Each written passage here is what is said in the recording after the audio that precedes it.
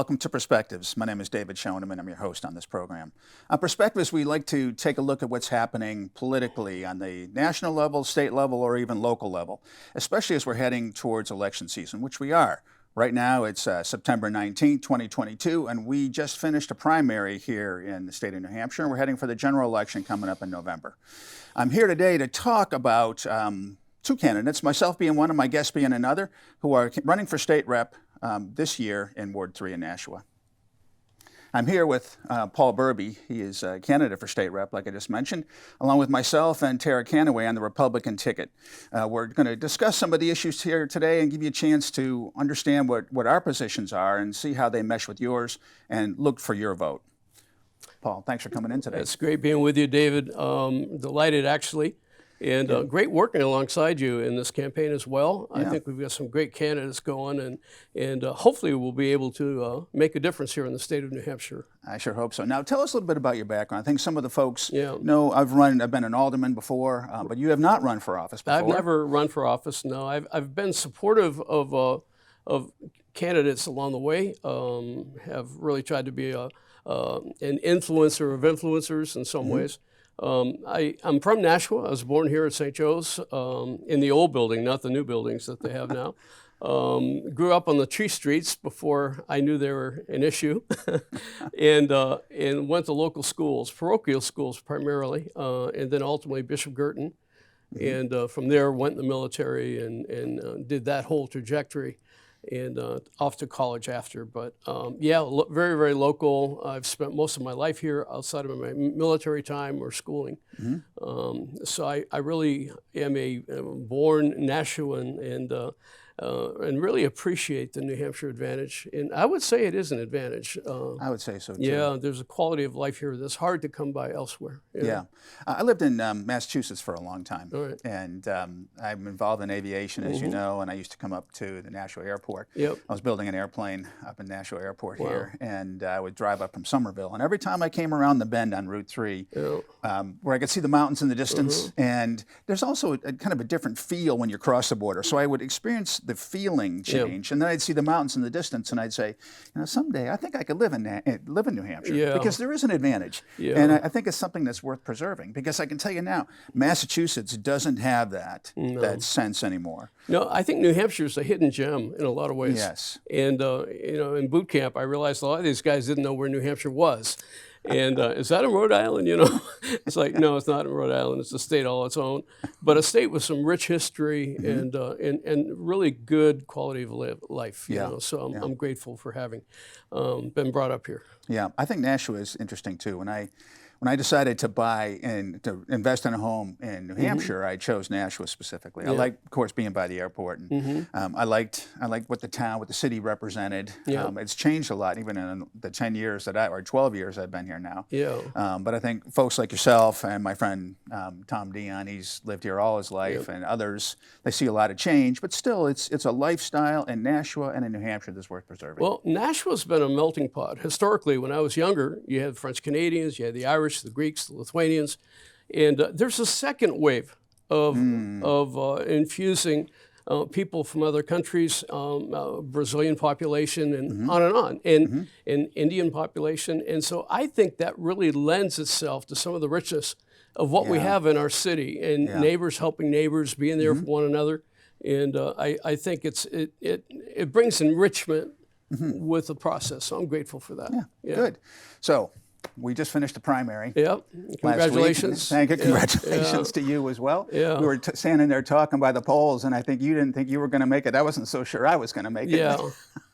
Well, we both are. All we could do is the best that we can do, and try to run a positive campaign. And as I shared with a couple people who are probably on the other side of the ticket, when push comes to shove, we may have different ideologies, but the reality is we're neighbors.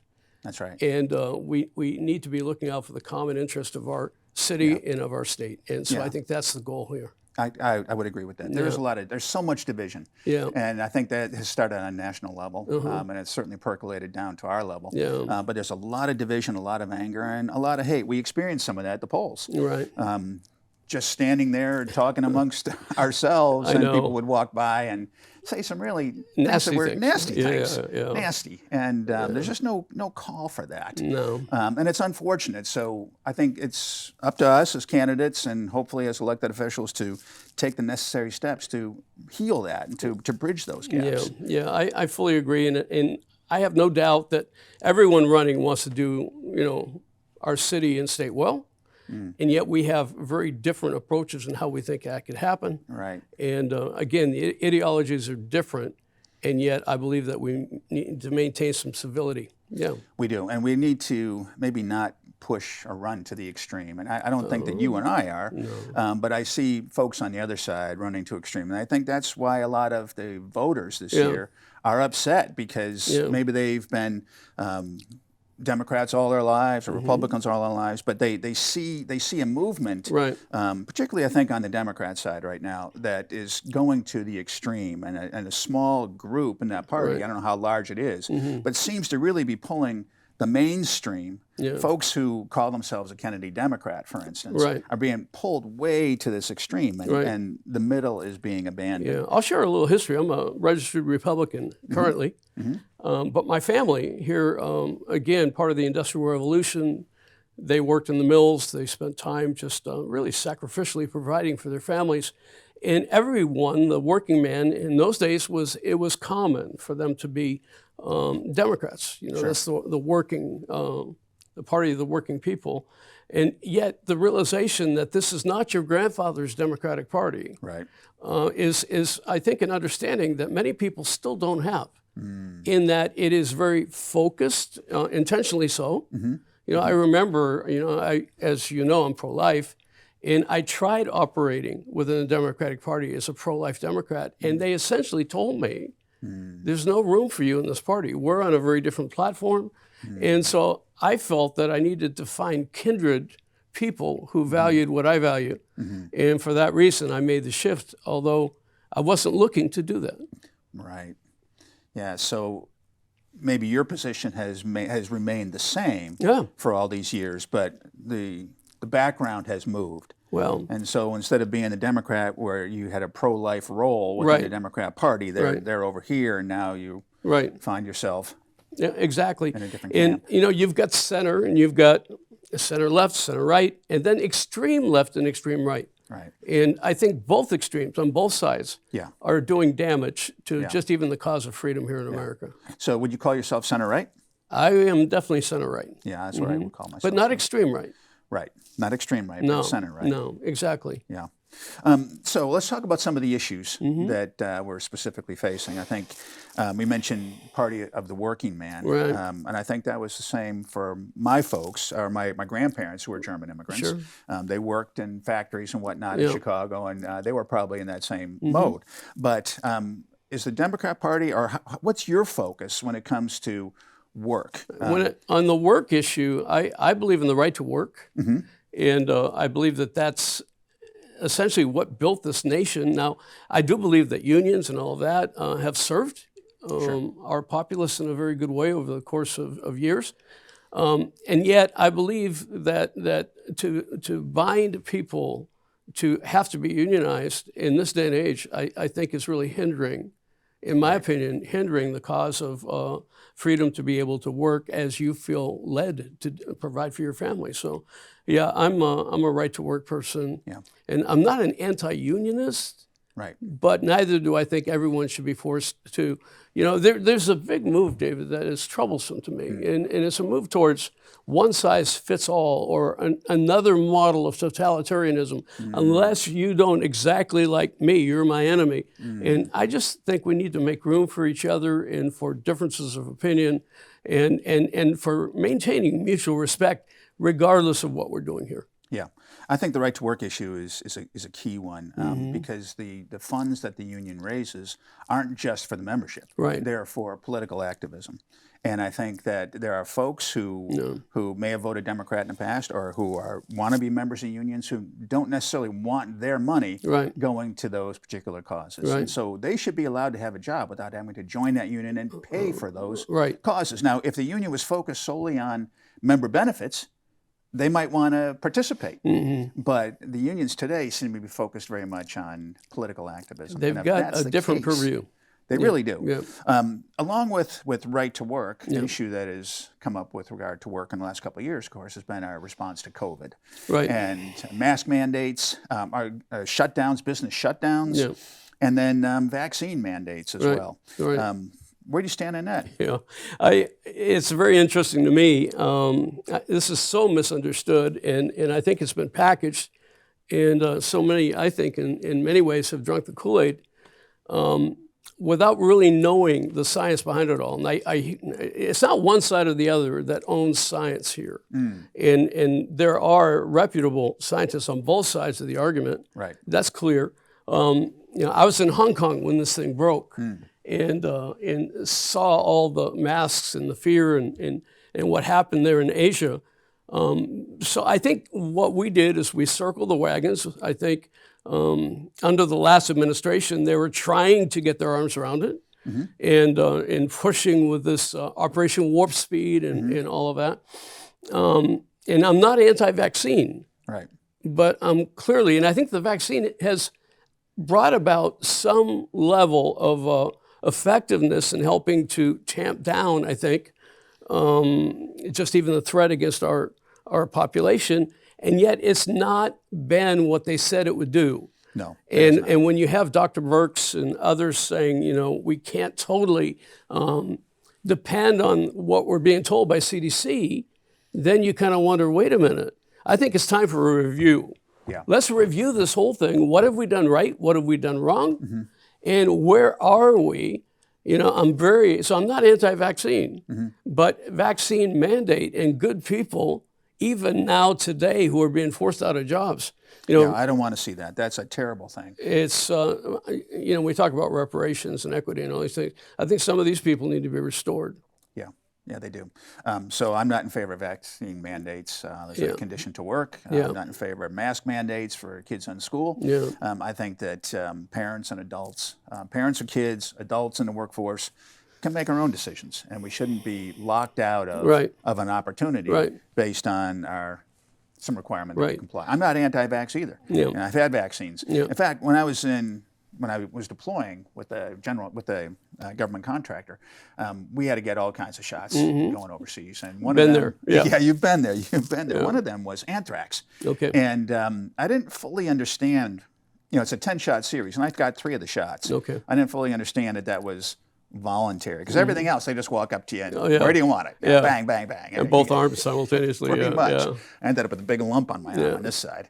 So I would not do that again. Right. And I think that all the rest of the vaccines that are proven, I'm not an early adopter on this kind of stuff. If I can get by without it, I'm going to get by without it. Right. I'm not anti-vax, but I'm anti-vax mandate. I'm anti-vax mandate as well. And I think it was, to say this whole thing was not politicized would be folly. Right. It was politicized. It was seriously No doubt politicized. Yeah. And control measures and all the rest tied in with different elections and all that we see.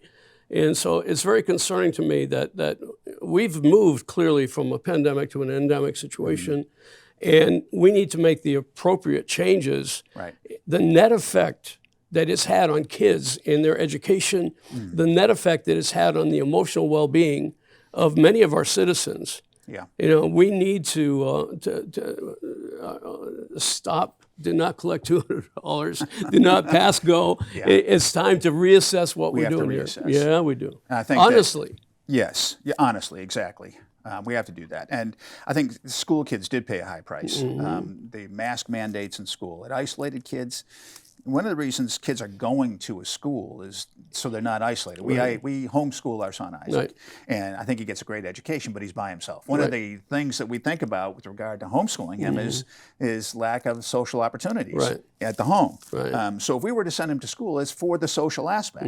If we ever do that someday, and then to put a mask on him if he were to have gone, completely obliterates the goal and the benefit we were seeking. Right. Just even today, David, I looked out in my office window and there's somebody riding a bicycle all by themselves with a mask on. And I wonder, why?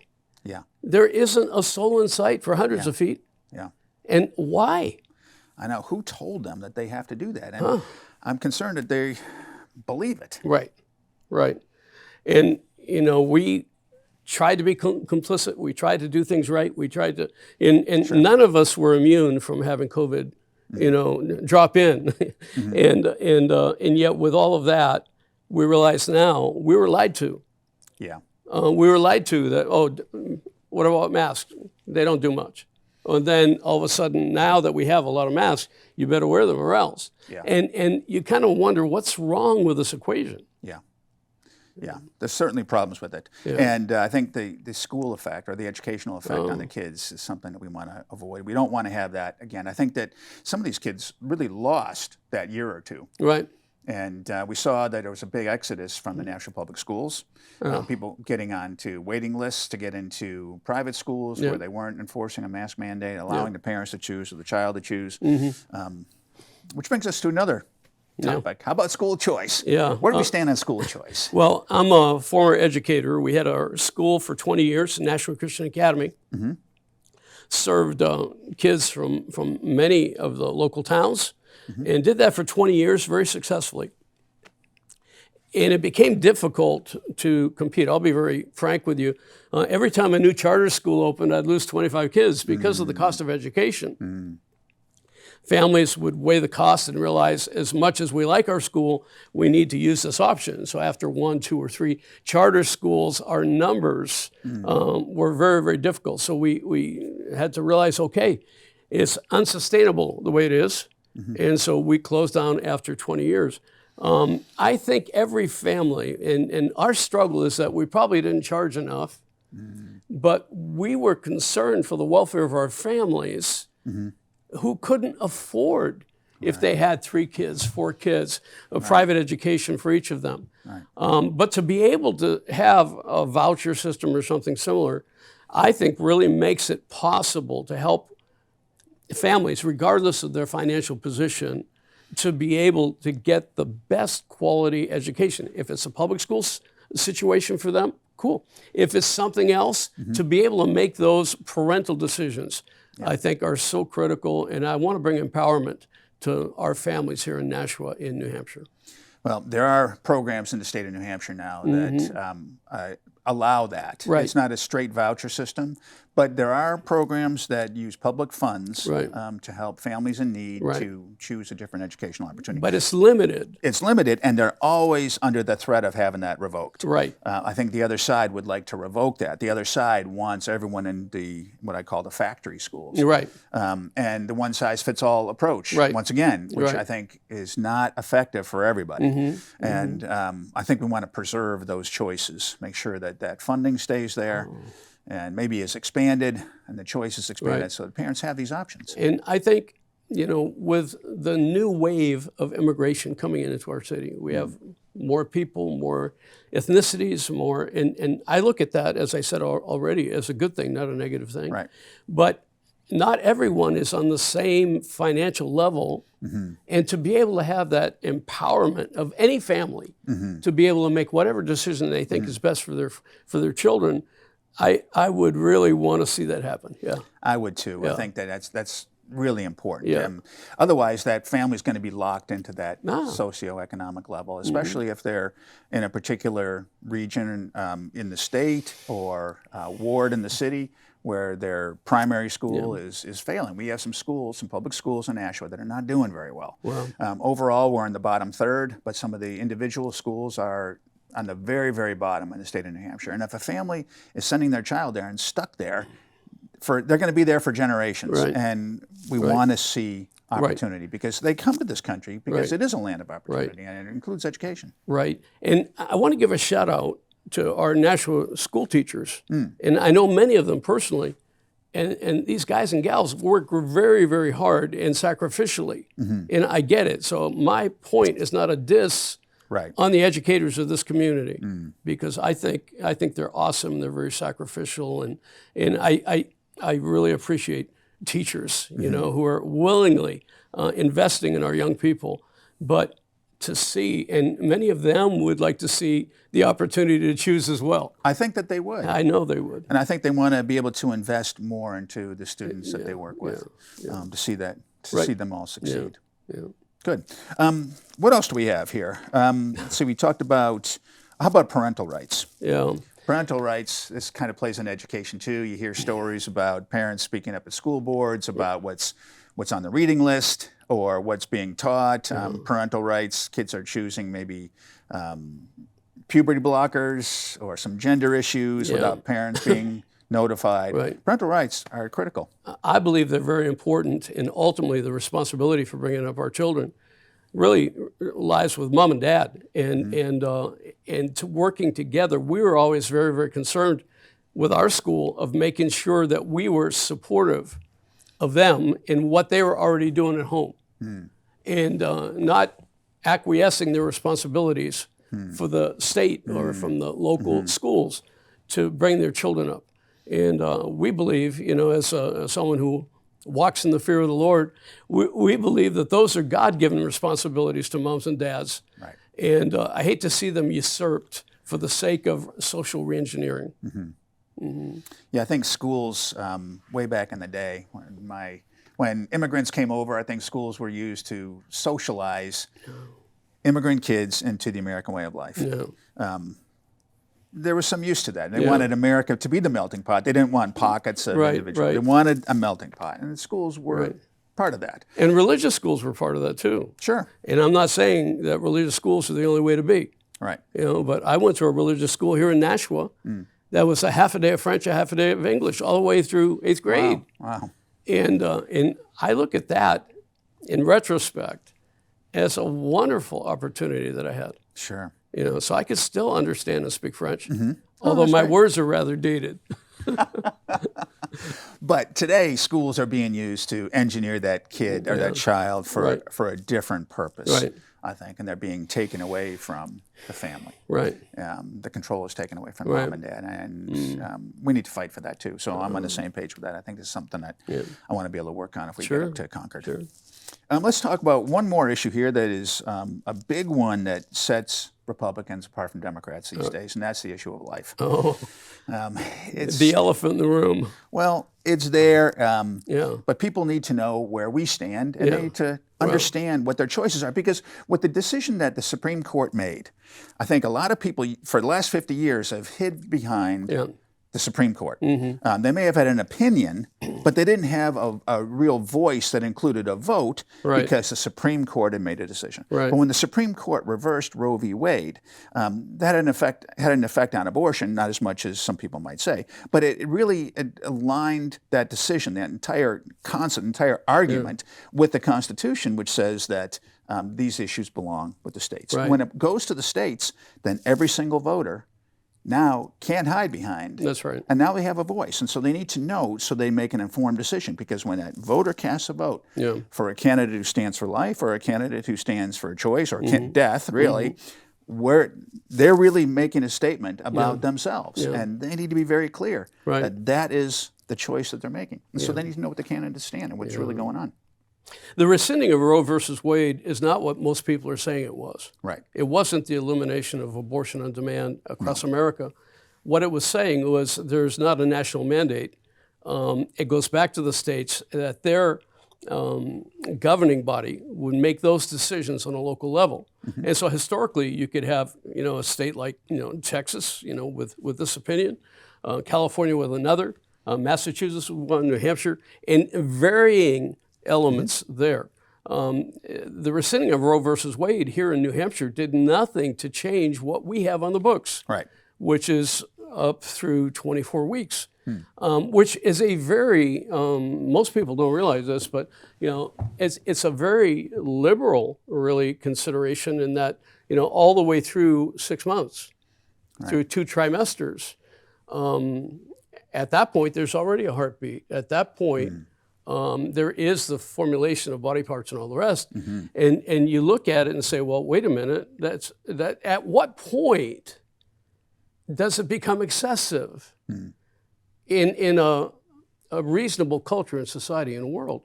When you look at France, which I consider to be probably on the more liberal side than here, Western Europe, they're 12 to 14 weeks, right in there. Right, and half what we have. Half of what we have. Yes.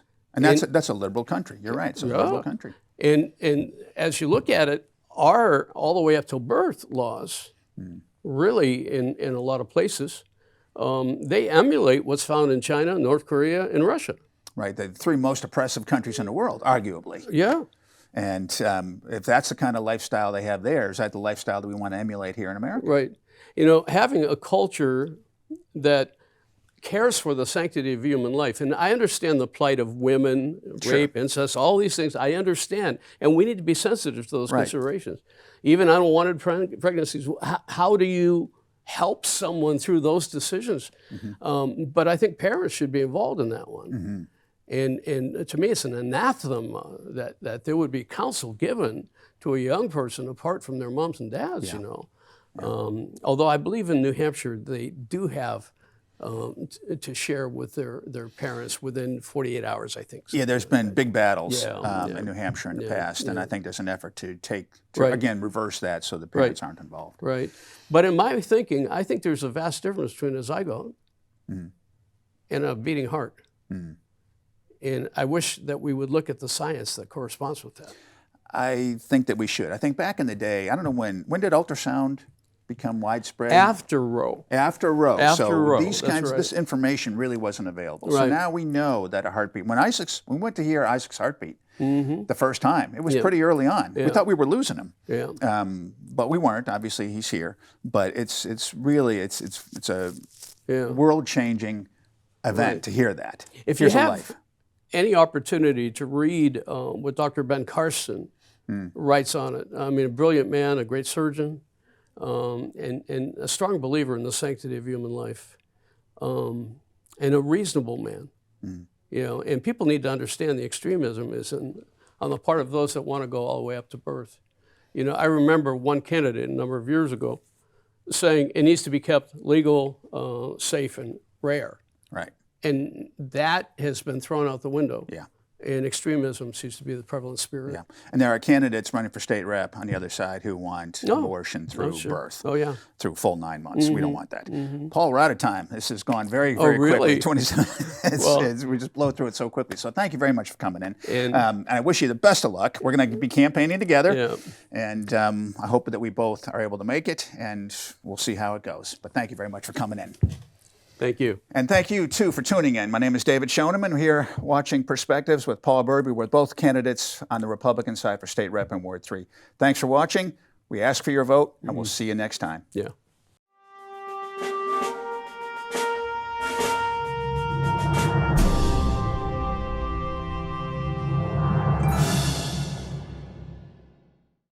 The preceding program was provided by an independent producer solely responsible for its content.